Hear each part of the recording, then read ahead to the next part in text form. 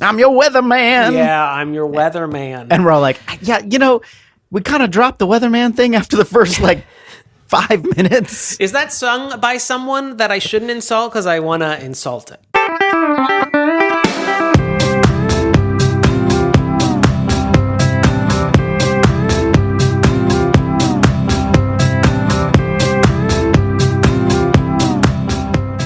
Hey, welcome to Your Inner Child and Idiot, the podcast where we look back on things from our childhood and see if they were any good. My name is DJ. I'm Damon. I was about to take a sip of coffee. You were frozen there for a second too, so I was just like, "Oh, he is playing this bit out." This very visual, silent bit. We're gonna look at Bill Murray's, Harold Ramis's, Bram Stoker's Groundhog Day. It is Groundhog Day. It is near Groundhog Day, so it felt appropriate. We've made it through, 20 years of doing this podcast without doing Groundhog Day. We try to We're rounding up to the nearest Groundhog Day theme, for this one. We tend to theme around holidays. Why not Groundhog Day? The problem with this movie, Damon, is it's one of my favorite movies of all time. So I'm going to have trouble being, objective, which I guess we aren't really ever objective. I've never claimed to be objective. This is literally about the two of our opinions about movies. We're not the Fifth Circuit Court. We just are hosting a fucking podcast. I have a hypothesis. This movie was actually bad, and then we watch it. We test the hypothesis, and then have several other places tested a few hundred times. Try to get an article published. Yeah, gotta know someone to get in those journals. But it's on IO9 instead. Did you grow up watching this movie? Was this a big movie for you? I don't know if it was a big movie, but it's one of those movies when it's on, I usually then will watch it through to its finish. And I always enjoy it. And this is my intro. Because of the nature of the movie, which if somehow you don't know what we're talking about, in the movie, Bill Murray lives Groundhog Day, the day, over and over again, and doesn't know how to get out, and eventually makes his way out. But it's an alternate Christmas Carol, but now we're learning the importance of Groundhog Day. But it also, because of the nature of the movie, it's very repetitive because he's living the same day over and over again. I have both seen this movie hundreds of times probably, and it feels like thousands of times. Okay, let's say I've actually seen this movie dozens of times, but it feels like hundreds of times. How about that? That's probably more accurate. After just a few viewings, you start to pick up. Just after one viewing, you start to pick up. It's playing that repetition over and over again. I remember, put your little hand in my... That's the song we should have sang at the beginning. Wait, what's that song? Babe. I got you, babe. That's every morning he wakes up to I got you, babe, on the radio. I remember that this movie came out a few years after a short film called 12:01 p.m., which my brother taped off of the Showtime Movie Network. Mm-hmm. And it starred that guy from that 70s show. He was the gang leader in RoboCop. Ashton Kutcher. You probably remember him as the head cop in the little loved movie Oscar, starring Sylvester Stallone. Oh yeah. Wilmer what is his name? Wilmer Valderrama. Mm-hmm. That joke is just as funny when you don't remember the person's name. Good. And it was about a man who lived the same half hour. Or no, just the same hour over and over again. Okay. At the end of the movie, he shoots himself in the head, and brains go all over the place. And then he wakes up again, crossing the street where he starts every 12:01 p.m. And then you realize he's consigned to forever live the same hour over and over again. Jesus. Which is actually, it sounds really dark, but Bill Murray also kills himself several hundred times. It's just like a PG rated movie. So you don't see any brain matter hit a wall, for example. Yeah, he runs into a train. He drives his car off there. Does he actually drive into a train? He does. He drives himself into a train. He hurdles his car with the groundhog off a cliff. He electrocutes himself in the tub. He jumps off a building. Yeah. We have a signed photograph of Bill Murray that my dad went through a very brief phase of like collecting some like autograph photos. He kind of like got a few, and then was like, yeah, I'm good. And one day he has Bill Murray, and it's Bill Murray like with his arms outstretched on the top of like a tower where he like. I was like, that's cool. Also, this is a really dark moment in the movie to have a photo of. What a weird thing to make your 8x10 glossy. Is that? Yeah, a lot of weird steps because someone had to like make that, or both take that as a still from the movie, then like frame it, like, or decide this was the one that they were going to push, then like bring it to Bill Murray to sign it, and then also my dad or whoever got it from my dad to purchase it. Also weird to think that having someone's signature was worth something.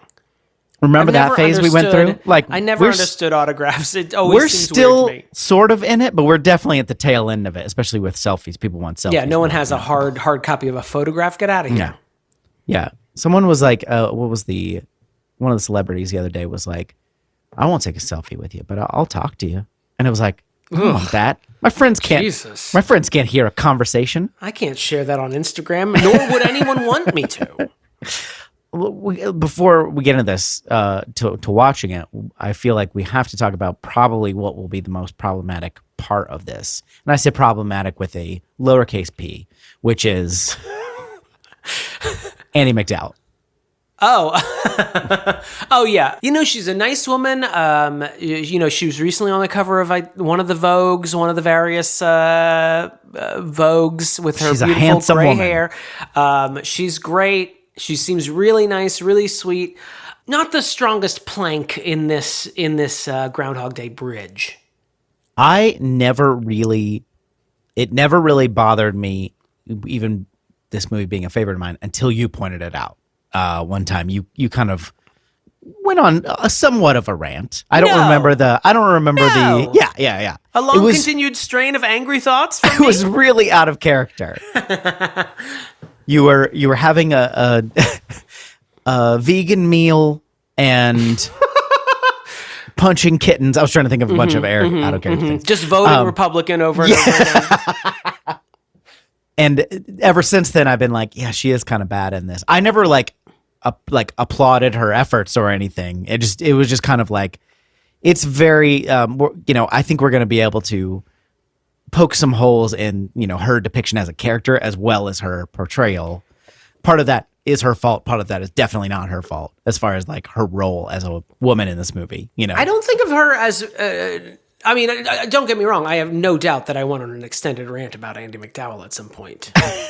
I don't think, this role, my memory is sort of saying that she sort of fits into this role very well because her role is like sort of a naive, new, like green around the gills producer, very positive woman, relentlessly positive. It drives Bill Murray insane that she's just so positive and chipper, and she's a morning person. And those all seem to track with my imagined version of Andie MacDowell. Right. In real, like her whole thing. Now the reason I have such a visceral hatred for Andie MacDowell's body of work is that in Hudson Hawk, she took over a role from Isabella Rossellini from Death Becomes Her, where she plays a nun. Now you're saying, is this nun from the American South? No, her name is Anna Baragli.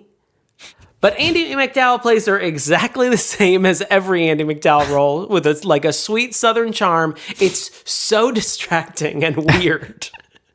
When she's so obviously supposed to be Italian, I think that's when that hatred started. And also, I think I just got it by osmosis from my brother, who hates her with a white-hot passion. Wait, you say took over from Isabella Rossellini. Was Hudson Hawk like a TV show?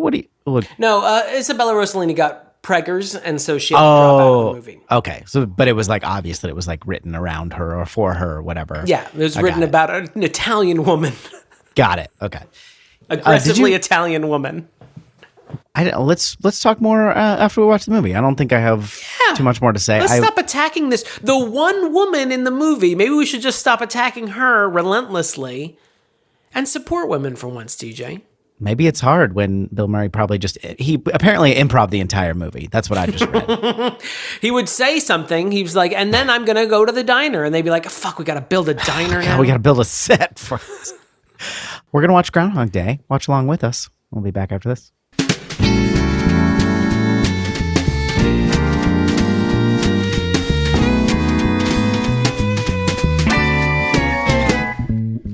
Damon, one of the ways that you can support our podcast, I don't know if you know this, is you can go to patreon.com/Your Inner Child is an Idiot. Hold on, I was still writing. Can you say it again? Patreon.com. Yeah, and that's with an I? No, that's with an E. P-A-T-R-E-O-N. I meant at the beginning. It has an I at the beginning? No. You know how I sometimes make a plosive sound? You're thinking of an iPod. Okay. Go ahead.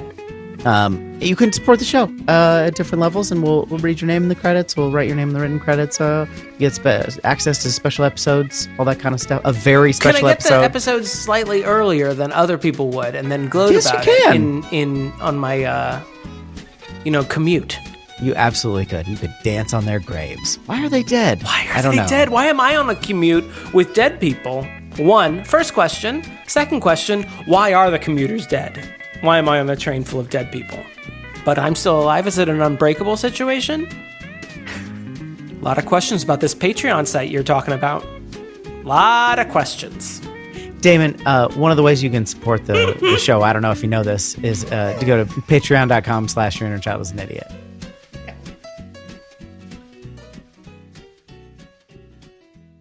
And we are back. We watched Groundhog Day, Harold Ramis's, Bill Murray's, Andy McDowell's.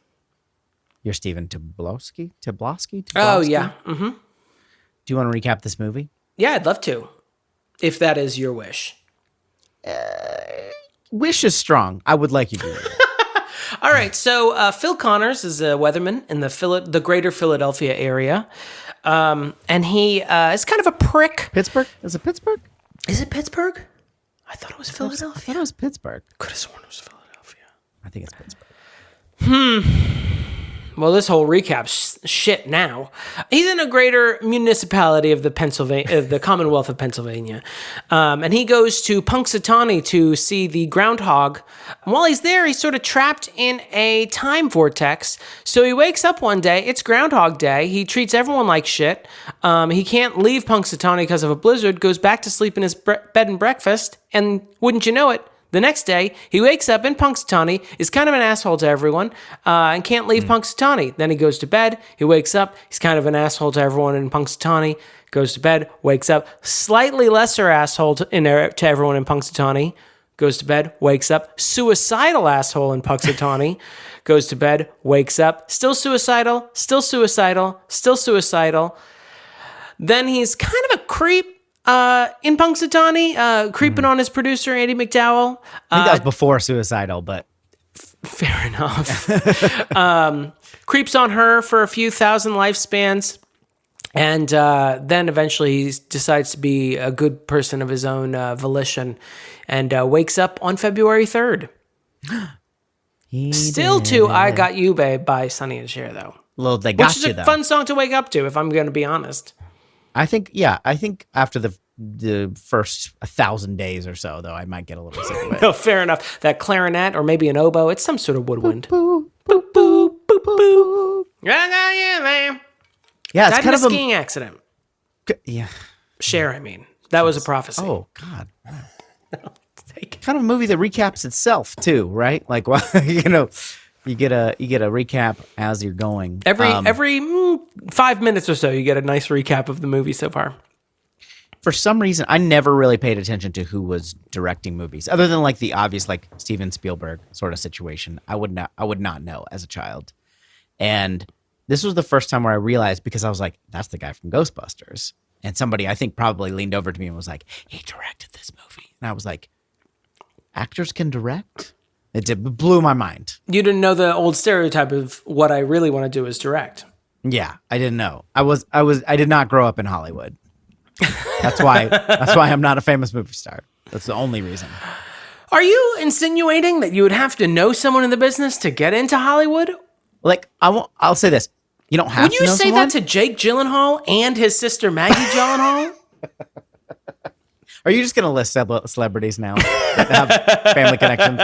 Because we don't have the time.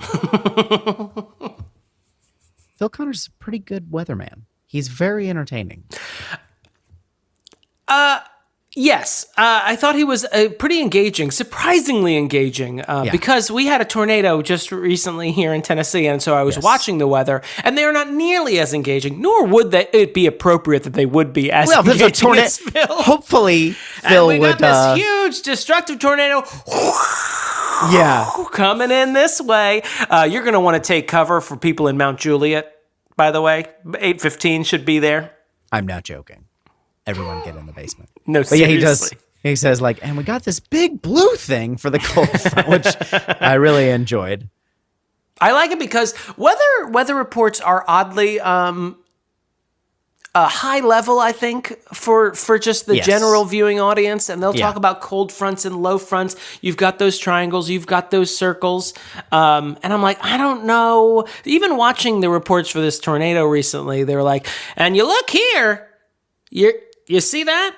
That's rotation. And I'm like, it's just a sort of a blank circle surrounded by green on one side or red on the other side. Is that what I should be looking for, sir? Okay. I always think it's kind of amazing that they talk about low fronts and high fronts. High fronts? You learn like new words like derecho and like. It just always, I'm like, is it going to rain or what? That's really all I want to know. You don't have to tell me about the low front and the cold front. And they're like, I went to school for 12 years studying meteorology. I have no fucking idea if it's going to rain today. I should say, I have some idea of whether I don't know that there is a not. low pressure area coming in. That's what I know. And you're going to listen to it, damn it. Yeah, he is a pretty engaging guy. I meant to talk about this about my last thing, but I will say one of the more weird things about this is that we are actually watching this during the Christmas season. So one of my movies that I watch at Christmas. Sorry, behind everyone. The curtain. One of the things that I watch at Christmas is Scrooge, which is thematically a very similar movie to this, also with Bill Murray. And in this movie, he just seems like kind of an asshole, but also kind of an asshole if you had a general grievance with someone else and you knew that Phil Connors hated that person too, you'd want to sit down next to him at a bar and because he's gonna you know what I mean? Unleash. Because he would be a fun person to have a bitch sesh with. But I think one of my big problems with this movie, big problem is a big stretch on my part, but is that he just seems a pretty low-level asshole. It doesn't seem like the universe would upend itself just to fix this guy. It's not like he's a dictator or an authoritarian person with his real character, power. Yeah, unlike his character in Scrooge, who is actively mean. Yeah, he requests that someone staple antlers to a mouse's head at some point during the course of Scrooged, and also he's also surrounded in Scrooged by genuinely nice people, constantly that he's treating really poorly. Whereas in this movie, I feel like the movie doesn't know whether the people that are around Phil are nice people or if they're kind of annoying in a very specific way. Wow, that's the Chris Elliott factor, I think. Right, that is one of my notes, is that Chris Elliott, at the beginning, seems like a put upon a cameraman, and then by the end of the movie is also kind of dunking on him in a weird way, and I'm and he starts movie, let's all just calm down. Before Phil says anything to him, he's razzing Phil, which is fine, but it does seem like these two people aren't enemies, but they're definitely kind of they're hard on each other. You know what I mean? They're not friends. Yeah, exactly. And Larry kind of and who knows what happened, before we meet these people, but he kind of starts it in this movie, which kind of makes it interesting. Right. It puts you on the wrong footing maybe to begin the process of wanting Phil to get better. And also, I think it also is a factor that, Chris Elliott can kind of hold his own with Phil at least at the beginning of the movie. It doesn't seem like he's a Bob Cratchit figure where he's just oh, please don't fire me, sir. Because Phil doesn't really have any power anyway. You know what I like about this movie? I love a Pembroke J. Herring edited movie. And what does that mean? I'm sure it means something. This man's name, I was just reading the credits. It's Pembroke J. Herring. Pembroke J. Herring, a rags to riches story if I've ever heard a name. He passed away last year, apparently. Oh, I'm sorry to the Herring family. He's a film editor. I'm sure he's talented. He did a lot of filmography for Filmographied. Multiplicity, another great Harold Ramis joint. Stuart Saves His Family. Okay. Sister Act 2, Back in the Habit. Friend of the show. Friend Ghost of the pod Dad. coming in. Ghost Dad. Ooh, that one may not want to bring up just casually like that. Out of Africa. What is Johnny Out of Africa? Dangerously. Wait, Out of Africa with Meryl Streep? That's the one. That's her. Pembroke J. Herringbone. Or is it just herring? We get pretty immediate sexual harassment from Phil as well. That kind of made him unlikable. I don't know about like stop the world for a near infinite amount of time kind of bad, but he asks, Rita is his new producer. He's just meeting her. This is Right, Annie Annie McDowell's McDowell. character. And she says, is there anything I can do for you? And he says, would you help me with my pelvic tilt? Oh. Which is gross. It's pretty gross. Yeah. I did like that Annie McDowell. I know we shat on her in the intro. I was charmed by her in the beginning when she talks about the groundhog. And maybe it's just the interplay between her and Bill Murray. Keep in mind, this is pre-resurrection Bill Murray, pre-conversion Bill Murray. That they are sort of... Before he gets converted, they are at the beginning of the movie where he's still ostensibly an asshole. Oh, I got you. I thought you meant Bill Murray, actor. I was like, what are you talking about? No. This is a pre-conversion Phil Connors. Does that? I know you're an immersive person, and you're a method actor. I thought you were I thought you were about to tell me Bill Murray is a Scientologist or something, and I was about to freak out. Oh no! Okay. Not that there's anything wrong with Scientology. Obviously, it's fine. Please don't Satan us or whatever happens. But they have like a cute interplay about the groundhog where she talks about the groundhog comes out of the tunnel. She does not have that accent, nor is that the line she says. And he, talks about the Lincoln Tunnel. You can't. He has to hang up his cell phone before he goes in there. Oh yeah, you're not going to be keeping that call going, groundhog. Sorry.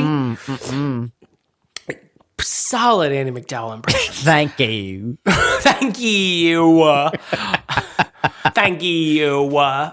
Once again, thrilled by my accent work. No, it's no notes really for me. Spot on. Yeah. You're doing great. Annie McDowell, famous Mancunian actress.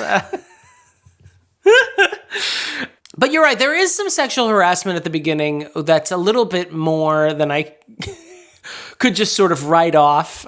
It was a little bit of him asking her to come up to his room. It didn't feel flirty. It just felt creepy. No matter how much Andy McDowell smiled it off, it made me uncomfortable. And then it raised the question of like, do I want to save this person? Are you trying to make me, sympathetic towards him?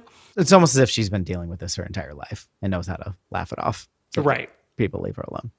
So that she can get ahead in her career, which is, probably a factor for many women. Yeah. We can talk. Let's just talk about Annie McDowell since we're on the subject. So she's maybe a little wooden.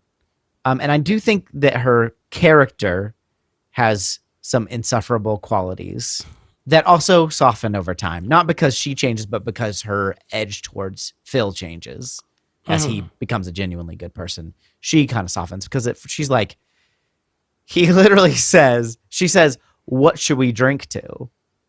When they have drinks. And then he says to the groundhog, and she says, I always drink to world peace, which is like, that's a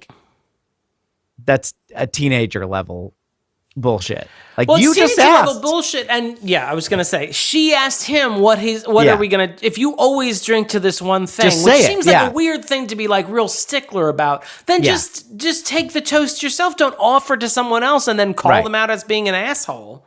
Yeah, it's a test. Also, first of all, it's a very generic toast.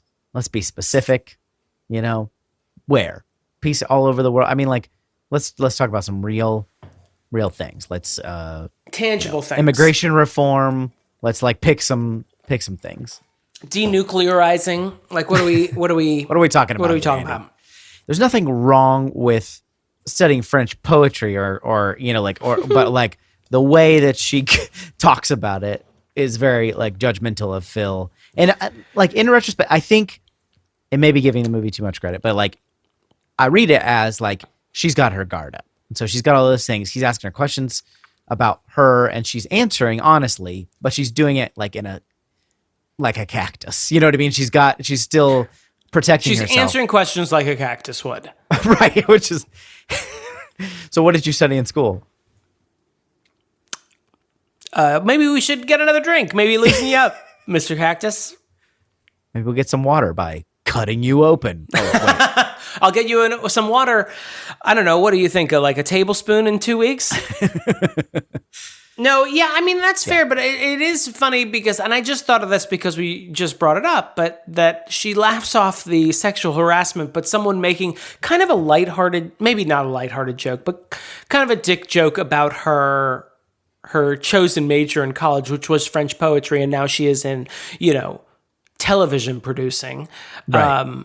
I imagine that's probably not the first time that someone's made a joke at her expense that she's not doing. I know as an English writing major, I've suffered in my entire life that anytime someone asks me what my major was, that, they like, oh, so now you write emails for a living. And I'm like, you're right. And now I'm furious. Thank you for bringing it up. I study music and I play music for a living and I still make that joke all the time.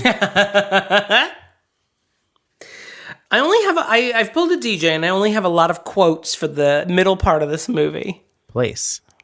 Is one, I dated your sister Mary Pat a couple of times until you told me not to. No, that wasn't one of mine. I feel like I got a lot of weird ones that tickled me this time. They're very specific quotes that only got me this time. What if there is no tomorrow? There wasn't one today. Yeah. Like a very pointed comeback. Aim high. You don't want to hit the groundhog. I like that one. I liked when he went to therapy during one of his many reincarnations. And the small town therapist is so pleased with himself. He goes, I have an alcoholic now. Which is funny to me because I feel like Punxsutawney now would be like an epicenter of opioid addiction. Right. So it's weird sometimes watching these Hollywood sort of glossy, I actually meant gauzy filter views of small town America and how they sort of idealize it. As someone who has grown up in small town America, I'm like, this place sucks. Not that urban centers are all that great, but let's not be too maudlin about, small town America. And especially now having lived through the Trump administration, part one, hot take, that I'm just like, fuck small town America. Stop telling me how great it is. Bunch of morons everywhere. I'm just saying, it's almost I meant like to say was that the therapist probably would have a few alcoholics in his roster. Is all I'm saying. Well, it's almost as if like people are people wherever you go, and you have the same kinds of issues, even if they're not identical. True. Although some of them try to, stop the American government from doing its business, just doing a casual, not casual, but a fairly ceremonial process of counting electors. Look, we're just trying to make the vote count, okay? I was trying to make that into a joke, but it's just so depressing. I don't know. Oh, I did also too early for flapjacks. Just to go back to the too early quotes. For flapjacks. Too early for flapjacks. Do you want to talk about Ned Ryerson just in general? Ned Ryerson. Needle-nosed Ned? Ned the Head? Oh, right. Oh, yes. I do like Ned Ryerson, but he is also another one of these characters where I'm like, no, he's legitimately annoying. Yeah. And when Phil Connors, during one of his rougher reincarnations, punches him in the face, I'm like, thank you. Also, some excellent physical comedy in that moment because he punches Ned and Ned turns all the way around to the camera before falling down. Oh, yeah. It's very good. It's so cartoonish. It's very satisfying in an ASMR almost way. Yeah. Just to watch Steve Tobolowsky like completely turn on one angle and his head keeps going. I mean, it's very Elmer Fudd. Like his head keeps going even though his body stopped turning, so that he's facing the camera as he goes down. And he's just like a kind of a. I mean, He's not a creep in a sexual way. He's just like a general, everyday creep, a non-sexual, platonic He's creep, an insurance as Plato would have salesman. said. Yeah. But he does have, he's almost like just an amalgamation of just like little ticks that are just annoying. He just sort of you can tell, even though you just hear him for the first time, you can tell like every joke he does, he's said like 6,000 times. Right. Yeah, it's like part of first his step. It's a doozy. Yeah. It's part of the salesy pitch. Or am I right? All right. I'm right. I use that one sometimes. What do you think about, being the official standard bearer of the gay community? What do you think of his homophobic response to Ned later? Or his... right. Like one of the ways he gets rid of Ned in one of the later incarnations is he just says, Ned Ryerson, I don't know what you've got. Right, he hugs him and can says, you call him sick? And just holds him. And he goes, I don't know where you're going, but can you call in sick? Yeah, and first off, I'd like to thank you for being one of the first people to recognize my re-election as the standard bearer for the gay community worldwide. Part 2 of your 2022. Up front, Anderson Cooper, he put forward a good campaign. Yeah. But I had the votes in the end. Right. I probably have a thicker skin, I think, sometimes than some when it comes to these things. It's a very 90s joke. It's a very 90s joke. It's not really a plot point, so I'm like, it doesn't sink the movie. It didn't need to be in there, but it also is like, again, I don't want to speak as someone not in the, the butt of the joke, but it's still like, it's not the most egregious thing we've seen, even recently. There were actually some points with Needle-Nose Ned the Head, that I couldn't tell. Actually, with Ned the Head and Larry, they get weirdly coded. Needle-Nose Ned has sort of a limp wrist thing going on. And I didn't know if that was just like how Steve Tobolowsky just chose to do the character and I'm reading too much into it, or if that was being part of the character. Maybe that's what they were playing off of in that scene with Bill Murray hugging him tenderly. But then also, later on in the movie, after Phil's lived a few years in February 2nd, 1993, he goes around with Andy McDowell showing like he knows everyone's life story. He introduces one of the waiters in the restaurant. This is... I can't remember his name, but he left Penn State and he's gay. He builds toy soldiers and he's gay. Right. I am. Then when Larry comes in, Chris Elliott's character, Chris Elliott looks that waiter up and down, which was odd to me. I was like, are we doing like a little I didn't hint at that. Larry? I don't know if that was just like an weird off-camera thing where Chris Elliott just looked at him, offhandedly, and it got caught on camera, and now I get to interpret Larry's character as bisexual for all of time. Sure, yeah. But then it also makes it weird with Larry's character later when we just sort of shit on him for all of that Act 3 as some sort of like a gross man that no one would ever want to be with. There are certain people in life where like when you get to know them more, it's not good. It was better at a surface level, and I kind of like that element of Larry. Is he's not like a bad guy. He's just kind of a creep and like weird. You know what I mean? Like he's not a bad guy. He's just kind of a creep. Well, he's on the level of creep. He's not a lecherous creep. He's like he's if there's just awkward and it's off-putting. On a 10-point creep scale, with 10 being the worst, 1 being not a creep at all, he's like a 6. Yeah, okay. I'd give him a 6. I just think it's just very weird that the movie just sort of starts shitting on him. It is, yeah. It kind of comes out of it's just like... Which almost like justifies how Phil, the bad Phil that we're supposedly, reforming, it almost justifies his treatment of him. Right. Like retroactively. Yeah. Do you think during the course of these repetitions, Phil ever gets a hot shower? Because by the end of the movie, he's having a pretty good day. He's improving himself. Yeah. Now, and I know he's resetting, like the pencil that he broke goes back together. So is he whatever state of unshowered that he was that first time? I mean, I'm not a Buddhist, but I would say yes. Not I think he's Buddhist. probably Okay, making notes. cleaner. I feel like this is I think Harold Ramis has talked about this being a very Buddhist idea of him like reliving his life over and over and over again until he gets it right. I would say yes. The bacteria on his skin, his epidermis, is probably at the state. Hey, this is a family podcast. That when he fell asleep at the beginning on February 1st. Or whatever would have grown over the 8 hours. Okay. The bacteria aren't caught in a time vortex. Just Phil Connors. Keep that in mind, but the other please. people around him, this is an interesting point, not so much about the bacteria, but the other people around him are also caught in this vortex. They are just not cognizant of it because they're all reenacting this same day. There's some really interesting like sci-fi things if you want to go down that road. It's obviously not what this movie cares about. It's not what this movie is. But like, are we aging? You know what I mean? If it's been 34 years, apparently not. Right. Are these, 33 years worth of different timelines, jutting off into different directions? Is there an Andy McDowell, who went to his room and then when she revealed she didn't like Rocky Road, she slapped him in the face.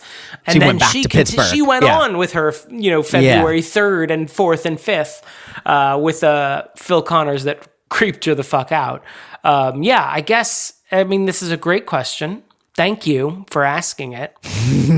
Well, there's not an answer. You know what I mean? Like, that's there's no, but presumably, there's no yes, there are all these different versions of it. And he's like sort of split stepped timelines. into a place where the timeline is all converging or whatever. I don't know. It's pretty interesting to think about. And I like that. I actually really like that there's not an answer of how long he was there, of what happens in all these things. Do these people age? Is anyone else cognizant of this? Like it's not the story we're telling. It's not what the movie's interested in, but it is interesting to think about. Like, just like the philosophical and religious implications are interesting to think about, even though the movie's just sort of hinting at them and touching on them. It's like, you can look at it later and be like, here's the Buddhist principles on display here. Here's some Christian principles. Here's like nihilistic. Here's like, the stages of grief. You can kind of analyze it all these different ways. And none of that's wrong even necessarily, but it's not, there is still like a romantic comedy happening here. It's like a romantic comedy with a sci-fi twinge. And so it's like, I don't know. I think that makes it all the more fun to think about because you can go both ways with it. I think they made a right decision in not trying to explain it. The short film I talked about in the intro, 12:01 p.m. Right. It does try to explain it, and he like finds a scientist that has a theory about these sort of time vortexes or whatever, and he tries to explain exactly vortices. He tries to explain to the scientist that he is in one of these, and the scientist thinks he's completely insane, which is kind of interesting. In that the guy who probably would be the most amenable to this guy's plight is like, get this crazy person out of my office, please. Yeah. But I feel like it sort of bogs down that movie, and that movie's just like 30 minutes long. So I think this movie made the right decision that it's not really talking about, it's not a sci-fi movie, it's a philosophical movie, philosophical comedy. Right. Yeah, I think the right decision is just not explain it. You get it in your gut. You understand what's happening. You don't need to know why Phil Connors, of all people, or what has happened. We don't need like some sort of like gnome from the future that comes and explains why he's stuck in a white robe. Like, you're probably wondering what's happening. Hello, Phil. I think what's important is that like to acknowledge about the movie is like as we repeat all these different scenarios and we're come to the same place in time in a lot of them, Pennsylvania Polka remains a jam. Every time. The Pennsylvania Polka. Written by Frank Yankovic. Yeah. So you can take that to the bank. Not related, Ali. It's not a Jake and Maggie Gyllenhaal sitch. It's just a coincidence. Al they both play accordion, and they Al earned it. This is a movie I've seen a lot of times, and a lot of moments. I kind of stopped writing down all the moments that made me laugh because I was like, this is just going to be me quoting and saying funny things. But a new favorite moment that I didn't think about, or that is a new highlight this time, was when he decides to, I don't know what he pulls out of the van's engine to get it so that it won't they won't be able to drive away. And so It looked like a spark plug, right? Yeah, it was like, but it was like a big wad of them. I don't know if he took out all the spark plugs. I don't know. I don't know cars that well. But he's in the thing and he's like clearly like just damaging the van. He like pulls it out and then people are like, hey, it's Phil. And he like the way he looks at them and he doesn't like hide the thing, but he just kind of like holds it in his hand and he's kind of like, how you doing? Good to see you. Just the look on his face is a very Bill Murray. It was very good. I'll take the bait. I'll go into this. You're like, it was the catalytic converter. I laughed at, would you be interested in seeing the inside of a news van, which is a line that Larry uses on Nancy at some point. I do like when Phil is trying to go like whole hog into like winning Annie McDowell's character Groundhog. over. Good point. Let's just go ahead and recut it. And Benny just take the ground from DJ's dialogue and just staple it onto mine. So obviously really funny. Groundhog.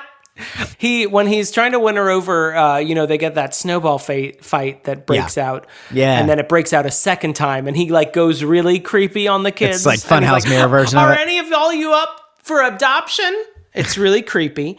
I also really laughed at when he's just watching Jeopardy, which is probably what I would have done in my first few days. Just to watch Jeopardy over and over again and get all the answers. At one point, whatever the answer was, he just stares at the bed and breakfast owner and goes, what is the roan? And she's so freaked out. I love it. I couldn't get enough of it. Yeah. Oh, also, I want to say two things about some side characters. R.I.P. to Willie Garson, who was the assistant that we only see in Pittsburgh and or Philadelphia at the very beginning. Oh, yeah. He was in White Collar. Yeah, he was in White Collar. He's in Sex and the City. Yeah. He's just sort of a character actor, but he passed away, I think it was this year. Yeah, recently. But when I saw him, I was like, ah. But also, Michael Shannon. Baby Michael Shannon is in it. Yeah. As little Fred, the guy who gets tickets to WrestleMania with his fiance. There's also a moment right before they get the tickets in that same scene where, Phil and the band are jamming and they like show the crowd dancing and you see Debbie and is it Fred or Frank? I thought it starts with an F. Yeah, and Michael Shannon's character. Yeah. And you see Debbie and she's like doing this wild dance. She's got like, her eyes are like rolled back in her head and she's just going nuts. And she's like, it's barely a flash and she's not even like in the center of the frame, but I just saw it this time and I was like, that's amazing. This is a line that always gets me, but side of your eye. I don't know if side it's because it was featured in the TV commercials for this movie over and over again. Mm-hmm. So I was waiting for it when I actually watched the movie, but it still makes me laugh, that Groundhog. That bit Bill Murray several times. Wouldn't you if you were in that position? What are we doing? Absolutely. What are we doing here? We have to. You mentioned the slaptage, the slap montage, I think in the intro, but there's it's set to, what I forgot is that it's set to a orchestral version of "You Don't Know Me," which is what plays when the first time it almost works, where they kind of like are falling for each other, and you hear "You Don't Know Me" by Ray Charles. Oh yeah. An excellent song. I was thinking of "You Don't Own Me," which is homophonically similar. You don't own me. No, it's you don't know me. Right. But it's you say your hand on the do, and then like when she's slapping him, it's do. Yeah, that's I like that. That's good. The music is pretty dated in this, but there's some really good moments. Yeah, this is a very montage heavy movie. Lovatage. Which is good because me and Tyler looked it up. According to a combination of some film blogs and Harold Ramis's statements, he probably spends about 33 years living February 2nd, 1993 over and over again. Like Jesus. Which is a long time. Yeah. It used to be shorter than my lifespan, but not, or it used to be longer than my lifespan, and now it's shorter than my lifespan. So, because you're older, because time passes. That's what I'm starting to realize. This movie came out almost. That's interesting too. These are all interesting trivia facts about Groundhog Day, parenthesis, 1993. It's true, and I don't want to talk about it. Tyler also asked me, is Groundhog Day associated with this sort of repetition or something? And I was now. It is now, but it is not. Because of the holiday itself is not. He's like, so this came with this movie. I'm like, yes. Yes. Which is I think a testament to how impactful the movie is. Because like you say Groundhog Day, it's just part of the lexicon. It's now. less about Groundhog Day, more about being trapped in a space-time vortex. Right. Yeah. One last thing I wanted to say. It's going to be cold. It's going to be gray. And it's going to last you the rest of your life. That wasn't it, but I do like that line. At the end, when he's finally won over Andie MacDowell, and she says the line you never want to hear in a Southern accent, which is, I bought you, I own you. But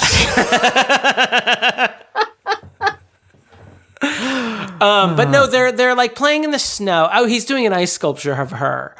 Because you bother me. They kiss and it starts snowing. I don't know if you noticed. This is the first time I've noticed this watching it. Does it always snow at night on February 2nd for him? Or is that the first sign that something's clicked and something's different? Because there's actually even a little music cue when it starts snowing and he looks up. Oh. I don't know. We don't see a lot of night. Like no, it's mostly him fighting with those children and building a snowman with her. He picked up the supplies at the snowman store. Well, we don't know exactly when that happens, in context. Maybe they're out later or right.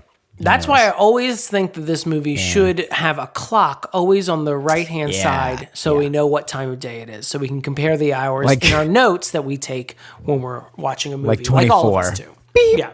Beep. Gross. I'm ready to verdict this. You want to go to the verdict? Yeah. Let's do it.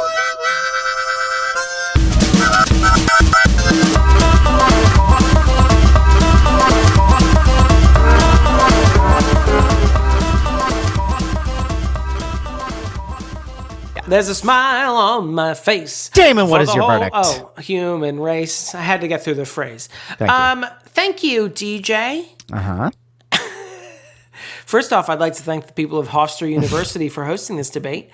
Your inner child is not an idiot. Groundhog Day is a fun movie. Oh, just going to drop that bombshell at the top? It's funny. I mean, I think it's very much a movie that is buoyed by Bill Murray. Oh, yeah. He's very charming, maybe even too charming that he's supposed to be such a prick at the beginning. I mean, I think that would be the only major flaw I would have with the movie is that his character seems like kind of a small town dick, right? Than like something that, we've got to change this guy. The first thing we need to do is make sure this guy's fixed. Fixed? He seems like a Seinfeld asshole and not a It's Always Sunny in Philadelphia style asshole. Yeah. And maybe that was the point. Like, he's supposed to be a relatable person so that you can, he was redeemable. Maybe the other, you could actually fix him. Like, I am kind of an asshole to my coworkers in a way that they aren't particularly threatened by. Sure, maybe. But it's a very charming movie. Even Andie MacDowell, who's not... I just feel like I'm just shitting all over her. Like she's a Larry in Act 3. But she's not my favorite actress in the world, but I think this role really suits her very well, and she acquits herself well. This is a great movie. It's fun. It's fun to watch. I like that this movie is played 24 hours a day on February 2nd on some channels, more than A Christmas Story is played 24 hours on channels probably only in the 90s, no longer probably played 24 hours a day. But this is a movie that deserves 24 hours of play. It's fun, and it plays into the theme of the movie. But there's also not a lot of competition for the day. No, it's sweet programming for TBS, who I can't confirm that that's who would do it, but they totally would do it. Seems right. Maybe TNT. Yeah. What do you think, DJ? Yeah, I agree. Your inner child's not an idiot. That's not a surprise. I love this movie. It's not without flaw, and you could find some things to definitely be like, ooh, that doesn't sit as well as maybe it did in the 90s, and also it's not super great to read as a character, but the whole movie is about how no one else has agency. So it's harder to pick on that as far as men versus women or you know what I mean, the sort of misogyny of it all, because it is this guy is self-centered. The movie is centered around him only being the only person who's in this predicament. And I think it fits. It fits his character. It fits Bill Murray's portrayal of this character.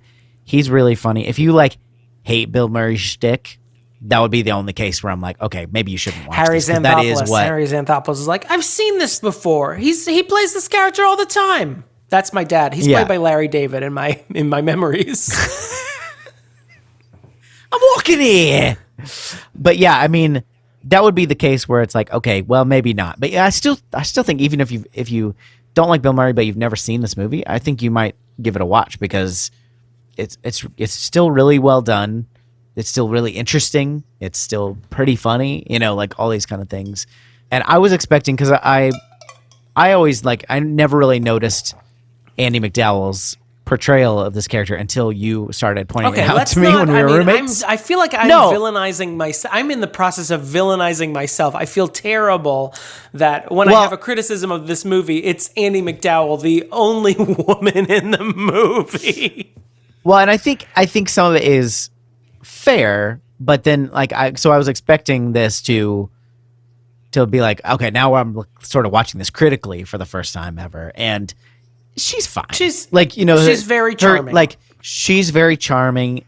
She's pretty. You can see why Phil has a thing for her, and you can see that she softens as Phil improves himself and stops trying to woo her and starts just trying to be a good person. Mm-hmm. You can see that that's actually something that appeals to her, and that makes sense. Rather than cajoling her into some sort of sexual relationship by gaslighting her throughout.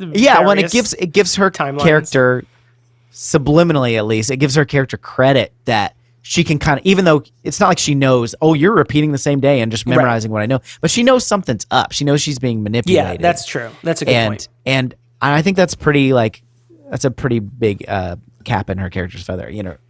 Feather in her. Don't put the cap in the feather. You're gonna ruin the feather. That's See, a perfectly I did it wrong. Good feather. The cap will survive, but the feather, you're gonna have to buy another one.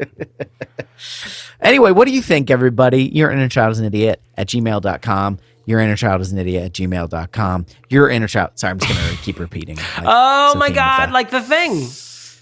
You can leave us a voicemail or text us at 615-576-0525. You can find us on social media, Instagram and Twitter. We really aren't on there a lot, but we do post to Instagram. So see Damon's great cartoons on Instagram. Yeah, they're great and definitely done in a timely fashion. Definitely not before the next episode drops the following day. Definitely always in a timely fashion that I think everyone would appreciate. And if we had a middle manager, he would definitely not call me to his office. Everyone knows when they're coming. Everyone knows what they're gonna be. I'm never surprised that they're coming, that they're due, that I need to do them. I never exclaim to my boyfriend, "Oh shit!"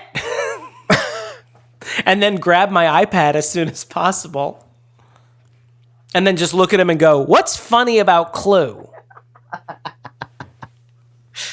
We want to thank the patrons of our podcast, including Brianna Bailey. This is a new patron from what I can tell, but I believe because of the exclamation point, I have to say it like this: shit on the Cartouche. That's our good friend Jacob Grimm. Apparently he changed his patron name a long time ago and I didn't notice. So, everybody, if you changed your name, make sure you hit me up. Send me a message because there's a good chance I'll miss it. Thank you, shit on the Cartouche. Thank you, Kevin from Cleveland. Josh Frigo. Dramatically placed hot dog. Travis Vance. The supreme ruler of this podcast.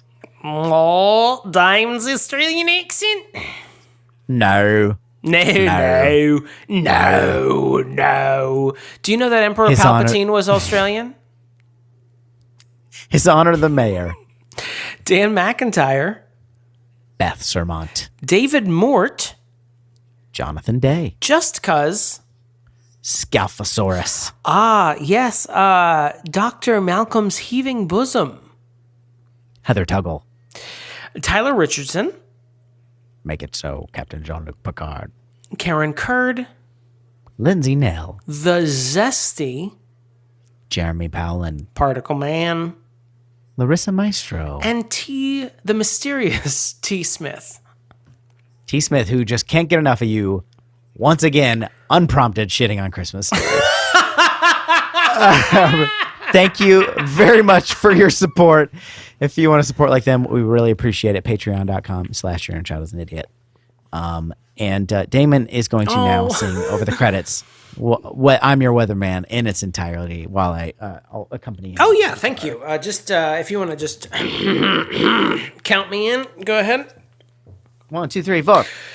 Conditions look like a book. Did you mess up the? That's probably what threw me off of the. That's probably what threw off the lyrics. Really, I gotta tune it. Conditions boom, scum but I'll go. Boom boom boom bam bam bam. Boom but weather.